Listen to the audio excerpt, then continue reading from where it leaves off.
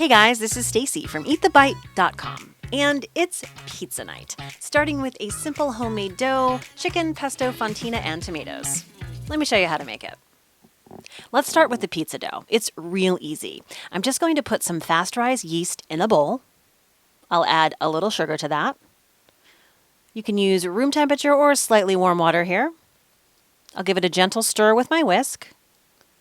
Then I'm going to cover it in plastic wrap and let this sit for about 10 minutes. It should get a little foamy while it sits.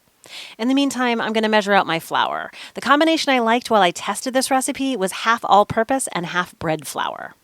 We'll add some salt in with the flour, and when the time comes, we're going to sift that right into our water and yeast bowl. Next, we'll add some olive oil.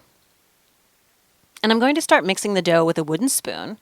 And then once it starts to get a little bit shaggy like this, I'll eventually switch to using my hands to finish the job. Just give it a rub around the bowl to get all the bits from the side. Then I'll sprinkle a little flour on my cutting board and knead the dough for about 3 to 4 minutes. After you knead the dough a few minutes, we're going to shape it into a ball like this. I'm going to spray that same bowl with a little nonstick cooking spray. Then I'll put the dough right in that bowl, cover it in plastic.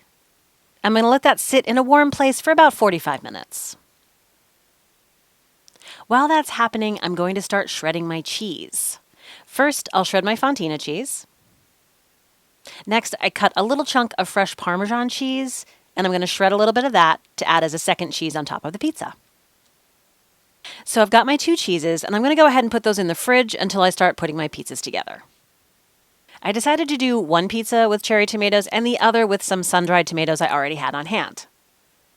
You can use as many cherry tomatoes as you want and just slice them in half like you see here.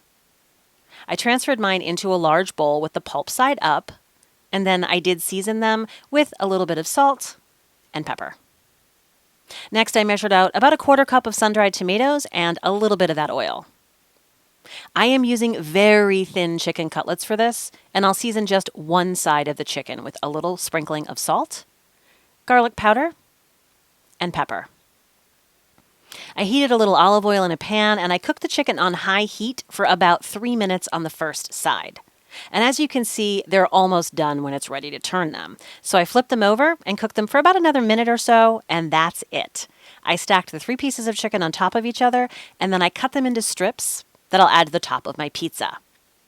Then I just set the pieces aside in a bowl.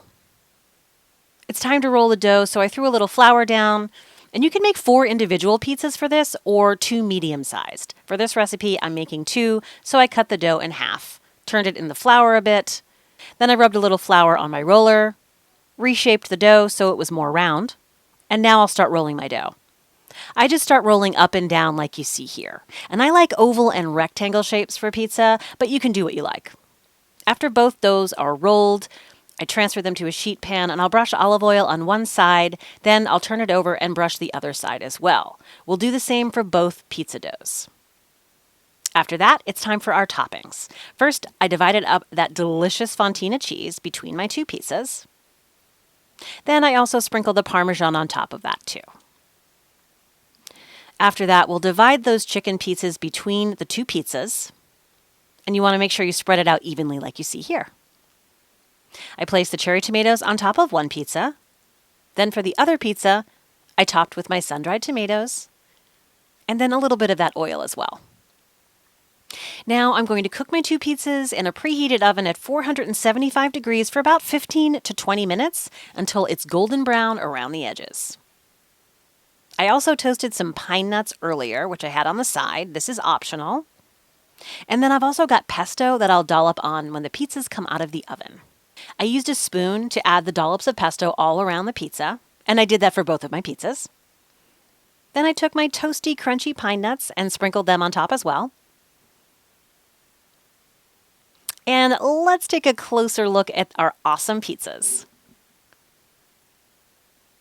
You can slice your pizza any which way. Some end up as triangles, but I do love odd-shaped slices when it comes to homemade pizza, which is probably why I don't make round pizzas. Feel free to cut yours as you wish. Once you slice up that pizza, it is definitely time to eat the bite. And I'll leave you with my live tasting and commentary of the pizza. Here we go. I'm going to very, very, very, very carefully Now, who doesn't want that for dinner? Don't you dare say me. No, you want it. Eat it now. Okay, hold on. You gotta get back on there, buddy. Don't let me down, orange tomato. This one's just looking too good to be true. I'm gonna go for this one. But I'm gonna have a puffy one too, because I do love when it puffs up like that. Okay. Here's the piece I have chosen. This is the chosen one for me. Had my eye on it while I've been cutting. Oh, man.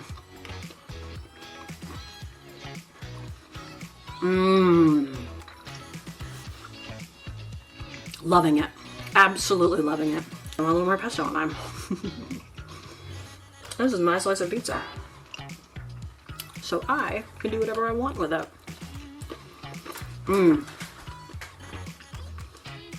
Little crunch on that crust around the edge. Loving that. I know it's a small detail, but salting and peppering the cherry tomatoes was really essential to this. I can feel it. I can taste it. Okay, the orange tomato. Say goodbye to the orange tomato. Orange tomato.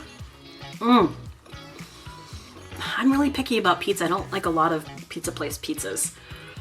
And so I just thought, imagine if I could make a decent crust right at home. Okay.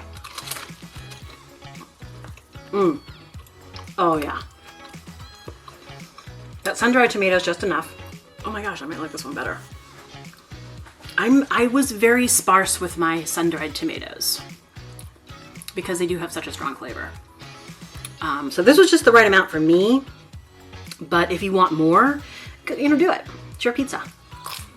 And the thing is, you can roll this out even thinner if you don't want it to puff up like that. Fork the dough before you put the toppings on, and it won't puff up. Because actually I intended this to be a flatbread pizza. Confession, I forgot to poke it before I put it in the oven because I'm not a baker. And I don't remember to do that crap. I put it in the oven, I'm like, oh crap, I forgot to fork the dough. I guess this is going to be a pizza, not a flatbread. What a happy mistake that was. When I was testing it, I was forking it every time. I can't believe I forgot. Oh well. This was meant to be. Sometimes you just have to let things happen. Oh, this is so totally incredible. Okay. I gotta do my pictures. I hope you give this one a try. This dough recipe came out so awesome. And even though I'm not a baker, I forced myself to test it to find just the right flavor. And I think I nailed it with this one. So, make pizza. Be happy.